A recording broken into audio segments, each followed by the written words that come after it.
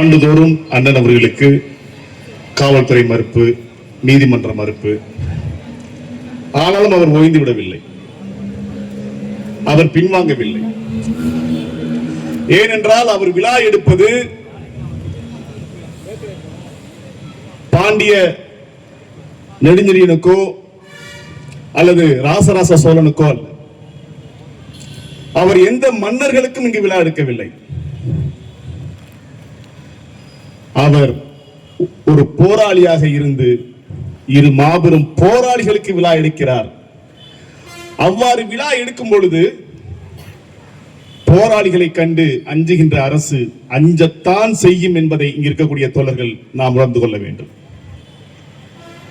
திமுக எங்கு வேண்டுமானால் கூட்டம் போடலாம், பாஜக நடுத்தெருவினை மறித்து கூட்டம் போடலாம். அவர்கள் இவர்களையோ இவர்கள் அவர்களை பற்றி கவலைப்பட மாட்டார்கள்.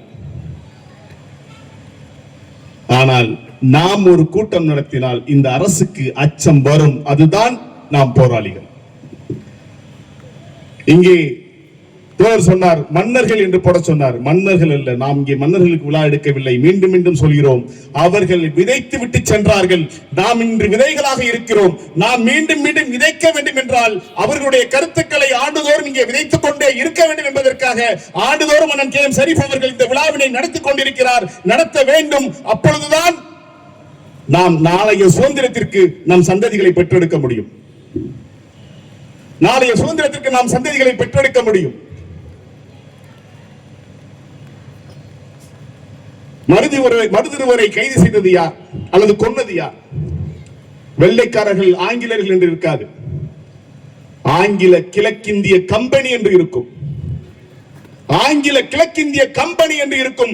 ஆங்கில கிழக்கிந்திய கம்பெனி என்றால் இங்கே வணிகம் செய்ய வந்து சிறு சிறு கடைகளை வைத்து வணிகர்களாக மாறி இந்த நாட்டை ஆக்கிரமித்தது போல் இன்று வடக்கர்கள் மதுரை பிடித்தார்கள், திருச்சியை பிடித்தார்கள், சென்னையை பிடித்தார்கள், திருப்பூரை பிடித்தார்கள். இன்று தமிழ்நாட்டில் முழு வணிகமும் இன்று வடக்கர்கள் மத்தியில் சென்று கொண்டிருக்கிறது. தூத்துக்குடியில் 13 பேரை கொன்னது அன்று மருதுவரை கொன்றது கிழக்கிந்திய கம்பெனி என்றால் நம் 13 பேரை கொன்றது வடக்கிந்திய கம்பெனி, அம்பானி ஆதானியின் கம்பெனி. அப்படி என்றால் அவர்களை எதிர்த்து போராடுவதற்கு நாம் சந்ததிகளை பெற்றெடுத்தே ஆக வேண்டும்.